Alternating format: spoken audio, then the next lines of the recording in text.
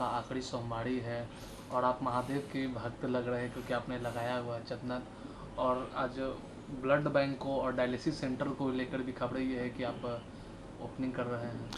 अब चूंकि सावन का आज अंतिम सोमवार है और हमेशा समाज के प्रति हम लोग को सोचते रहना चाहिए, और आज महादेव का दिन है, इससे अच्छा कोई दिन क्या हो सकता है। तो आज हमने ज़रूरतमंद लोगों के लिए डायलिसिस सेंटर की स्थापना कर रहे हैं, ताकि वहाँ पे बढ़िया क्वालिटी का डायलिसिस मशीन, जर्मनी से मशीनों को इंपोर्ट कराए हैं लोग, और उनको वहाँ पे लगा देंगे। क्योंकि किसी की किडनी अगर फेल हो जाती है तो हफ्ते में उसको 3 बार डायलिसिस करना होता है, तो उसकी, और एक मिडिल क्लास इंसान हर महीने उसको 50,000 देंगे, नहीं तो सामने मर जाएगा बेचारा, तो काफ़ी दिक्कत हो जाती है। तो हमने डायलिसिस सेंटर के लिए और ब्लड बैंक के लिए भी हमने इसमें प्रोसीड कर दिया। आई थिंक नवरात्रि का पहला नवरात्रि हम लोग ब्लड बैंक की स्टार्ट कर देंगे, और लक्ष्य है कि उसको एशिया में सबसे बड़े लेवल पे लेके जाना है, ताकि गरीब इंसान ना भटक सके। और आज सोमवार है, और चूँकि हम शुरू से ही रहा है, ये सब चीज़ों में हमारा लगाव रहा है, और इसका एक कारण भी है। एक बार क्या हुआ था, बहुत साल पहले यहाँ हम सोफ़ा पे भी बैठे थे, और ये देखिएगा अब आपको, तो ये मेरा सोफ़ा, इस पे हम बैठे थे, और ऊपर महादेव की तस्वीर लगी हुई है। और जब बम चलाया था सब ना, तो इस दीवार के इसी सोफ़ा के गद्दे पे लग गया था, ये वाला सोफ़ा नहीं था वहाँ पे, इस पे। तभी से हमको लगा कि नहीं, महादेव हमको बहुत मानते हैं, तो इसलिए उन्हीं का दिन सबसे अच्छा लगा। तो आज ही के दिन हमने इसकी घोषणा कर दिया, और अब इसको देखते हैं कैसे महादेव ले जाते हैं आगे। खान से लगता है महादेव के भी भक्त हैं। हमको सबसे अच्छा जमता है सबकी रिस्पेक्ट करनी चाहिए। आपने बोला कि एशिया का नंबर 1 बनाएंगे ब्लड बैंक और डायलिसिस सेंटर।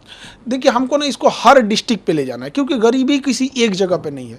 तो धीरे धीरे करके हमको हर डिस्ट्रिक्ट पे लेके जाना है। स्टार्टिंग पटना से करेंगे, और उसके बाद वहाँ से हर डिस्ट्रिक्ट तक ले जाएंगे। और ब्लड बैंक को भी हम लोग ने लगभग हर डिस्ट्रिक्ट पे अवेलेबल कराएंगे। और ख़ास करके अगर आप देखेंगे तो बिहार में तो अलग अलग ही है, बनारस में भी बहुत ज़्यादा ब्लड का डिमांड होता है, क्योंकि बनारस के पास मेडिकल इंफ्रास्ट्रक्चर ठीक है, तो अगल बगल के लोग भी वहाँ जाते हैं इलाज कराने के लिए, बट वहाँ उनका कोई परिचित नहीं मिलता है। खास करके पटना में भी गांव से कोई आते हैं तो उनका कोई परिचित नहीं मिलता है, तो उनको ब्लड की बड़ी किल्लत हो जाती है, बेचारे रो देते हैं लोग यहाँ। इसीलिए हमने इसकी पहल की कि हमें समाज ने हमें कुछ दिया है तो समाज को लौटा के जाना है। यही एक मानव धर्म होता है। अन्यथा मतलब अगर समाज के काम ना आ सके तो क्या ही कर पाएंगे। और इसको धीरे धीरे हर एक डिस्ट्रिक्ट पे ले जाएंगे, ताकि कोई भी इंसान को एक भलाई हो सके, उसको समाज को एक अच्छा आउटकम मिल सके। खान सर, आप शिक्षक के साथ साथ आप समाज सेवक भी बनेंगे, क्योंकि एक समाज का अच्छा कार्य होगा। शिक्षक को हमेशा समाज को लेके ही चलना होता है, क्योंकि कहा जाता है हम शिक्षकों के बारे में कि हमारे गोद में निर्माण और विनाश दोनों पलता है। यदि हम बच्चों को अच्छी रास्ते पे दिखाएंगे तो कल को बच्चों में से भी एक लाखों बच्चे पढ़ते हैं, कोई प्रेरित होगा। तो छोटा मोटा ऐसे ही करके हम जब एक दूसरे का जब सहयोग करेंगे तो बहुत आगे जाएंगे। और सबको एक दूसरे का सहयोग करना चाहिए, क्योंकि गरीब को भी उतना ही जीने का अधिकार है जितना एक अमीर को, लेकिन वो कई बार परिस्थितियों का मारा हो जाता है, और उसके खास करके मेडिकल फील्ड में काफ़ी भुगतना पड़ता है। तो प्रयास यही है, अगर उनको ज़्यादा अगर ऐसा होगा तो इन फ्यूचर हम उन लोगों के लिए, जो मतलब गरीब, जैसे अमीर लोगों के लिए तो मेदांता है, दुनिया भर के हॉस्पिटल है, क्या कमी है, 5 स्टार होटल को आजकल हॉस्पिटल पीछे कर रहे हैं सर, बट गरीबों के लिए उनमें भी हम लोग आगे इस पे प्रयास कर रहे हैं। कैसे ये वर्क करेगा ब्लड बैंक और डायलिसिस सेंटर आम पब्लिक के लिए, कैसे वर्क करेगा? अब इसको हम लोग आज तो मतलब न्यू रख रहे हैं हम लोग इस चीज़ को, क्योंकि आज महादेव का दिन है, और हमको लगता है कि कोई दिक्कत नहीं आएगा, महादेव साथ है। और वर्क ऐसे ही करेगा कि जैसे कोई भी गरीब आ रहा है बाहर से, अगर उसको डायलिसिस की ज़रूरत रहेगी या ब्लड की ज़रूरत रहेगी, तो उसको किसी भी परिचय की ज़रूरत नहीं है, और उसके लिए पैसा बाधा नहीं बनने देंगे, यही उद्देश्य है। अब बात करें, मुख्यमंत्री नीतीश कुमार है, उन्होंने ट्वीट भी किया, आज ही ट्वीट किया है टीआरडी 4 और 5 को लेकर के डोमिसाइल नीति उसमें लागू। खान सर का क्या है उसका? देखिए, डोमिसाइल नीति लागू कर देंगे ये, और इसमें एक और चीज़ उन्हें करना चाहिए था सप्लीमेंट्री रिजल्ट के लिए। तो एक होता है कि बच्चों को एक उम्मीद भी थी कि मुख्यमंत्री हस्तक्षेप किए हैं तो सप्लीमेंट्री रिजल्ट भी दे देंगे, क्योंकि बहुत सारे बच्चों का लास्ट अटेम्प्ट है, और थोड़ा बहुत मान के चलिए वैकेंसी ही है, डेट ऑफ बर्थ की वजह से अगर किसी को छांट रहे हैं तो उसको ले लेते ना चाहिए। और डोमिसाइल, अब अधिकारियों को क्या हो गया है, 6 महीना ये लोग ने ठंडी, बरसात, गर्मी, मारा लाठी पुलिस से, गर्दनी बाग में 8-8 महीना से बच्चे पड़े थे सब, और आखिर उन्होंने मान ही लिया। तो बस यही कहते हैं कि अधिकारी लोग को क्या हो गया है, आप किसी चीज़ को मानते हैं 8 महीना, इससे क्या होती है, एक धारणा बन जाती है कि आप जानबूझ के ख़राब कर रहे थे। दूसरा कि कई बार ऐसे भी मुद्दे आएंगे जो शायद आपके बस का नहीं था, लेकिन आपने एक जो रूल सेट कर दिया कि भैया 8 महीना 9 महीना बाद आप मान ही जाते हैं यहाँ पे। तो ये सोचना चाहिए कि आपका ये हर एक डिसीजन आगे के लिए हो। लेकिन हाँ, ये बच्चों के लिए है, चाहे बच्चे जो कई समय से संघर्ष कर रहे थे, या उनका ये बच्चों की जीत है। ये चुनावी साल है तो इसलिए नीतीश जी ने भी किया है। हाँ, जो भी अब इसमें सप्लीमेंट्री भी दे देते तो बड़ा दिल से धन्यवाद करते, क्योंकि बड़ा रोते हैं सब बच्चे आके। अब बताइए 25-30 हज़ार की नौकरी के लिए कोई बड़े घर का बच्चा तो आएगा नहीं। तो ये सभी चीज़ें हैं, थोड़ा इसमें ज़्यादा और सीरियस सोचना चाहिए। एसएससी का प्रोटेस्ट भी जिस तरीके से जो हुआ दिल्ली में, उसको लेकर एसएससी में नकारे लोग बैठ गए हैं, जिनको मतलब कोई काम धाम नहीं बचा हुआ है, जिसे पता ही नहीं है कि क्वेश्चन कैसे आता है, लैपटॉप में लेके रिजल्ट बैठा है।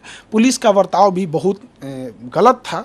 हमारे एक शिक्षक को एक अमानवीय भाषा बोली गई पुलिस के द्वारा। पुलिस भी ना भूले कि हम लोग भी पढ़ा रहे हैं बच्चों को, और हम अपने लिए नहीं लड़ रहे हैं। जो भी शिक्षक हैं आज भारत के एकजुट हुए हैं, अपने लिए नहीं, इन्हीं के लिए कर रहे हैं। जो संस्था ऑलरेडी ब्लैक लिस्टेड है, उसको एसएससी ने टेंडर कैसे दे दिया? मध्य प्रदेश में एडीक्यूटी को ब्लैक लिस्टेड श्रेणी में रखा जा रहा है। अब वो एडीक्यूटी यूपी और बिहार में एंट्री मारने के लिए सोच रही है, तो उसे यहाँ भी रोकना चाहिए और उस पर दोबारा विचार करना चाहिए कि बच्चों के भविष्य के साथ ना खेले। एक अंतिम सवाल है खान सर, पूरे देश में भी जितने भी वो प्रोटेस्ट चल रहा है एसआईआर को लेकर, चाहे वो पार्लियामेंट हो या तो, और विपक्ष सभी लोग कर रहे हैं कि क्या लगता है जिस तरीके से चुनाव आयोग ने जो ये समय भी चुनाव, बिहार में भी चुनावी साल है यहाँ पर, तो खान सर का क्या रहेगा एसआईआर को लेकर?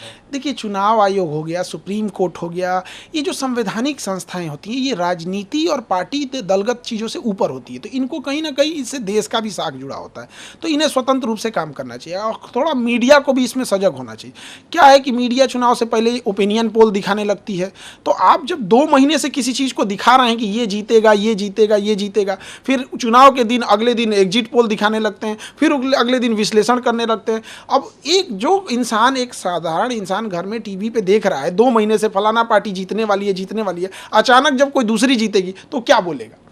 तो एक चुनाव आयोग पे इस पर रोक लगाना चाहिए कि भाई आप क्यों एग्जिट पोल दिखाएंगे, वो तो अपना ही रिजल्ट दे देगा यहाँ। दूसरी कि चुनाव आयोग को हमेशा देश के प्रति सोचे, और अगर कोई भी एक व्यक्ति छूट रहा है तो ना छूटे यहाँ पर। हाँ, जो इलीगल है वो बचना भी नहीं चाहिए, और जो योग्य है उसका नहीं करना चाहिए। अब चूंकि बिहार में ये समस्या इसलिए हो जाती है कि यहाँ पे बहुत सारे मजदूर पलायन किए हैं रोजगार के लिए, तो वो इतना जल्दी आ नहीं पाते हैं, तो ये एक बड़ी समस्या है। इस पर हमको लगता है चुनाव आयोग और सुप्रीम कोर्ट जो भी हो, इसे अच्छे से इसे फाइनल कर लेंगे लोग। 65 लाख लोगों का बिहार में वोट कटा है, वोटर लिस्ट से नाम कटा है। देखिए, ये वो लोग भी हो सकते हैं, इसमें मिलाना पड़ेगा कि वो 65 लाख लोग क्या पिछली बार वोट दिए थे लोकसभा में, तो ये भी तो एक चुनाव आयोग पे भी और एक भारत की छवि पे भी जाएगा कि आप एक इलेक्शन में उनसे वोट डलवा रहे हैं, एक इलेक्शन में कटवा रहे हैं। तो इसमें ये बात राजनीति और ये सब चीज़ों की नहीं है। एक वर्ल्ड हमें किस नज़र से देखेगा, फिर हमारी रैंकिंग लोकतंत्र में कहाँ जाएगी। तो हमेशा ऐसा स्टेप होना चाहिए कि देश सर्वोपरि होनी चाहिए, राजनीति दल ये बाद की चीज़ें हैं, देश रहेगा तो सब रहेंगे। तो ये बड़ी जिम्मेदारी आती है, खास करके सुप्रीम कोर्ट, चुनाव आयोग जैसे निष्पक्ष संस्थाओं की ये जिम्मेदारी बन जाती है।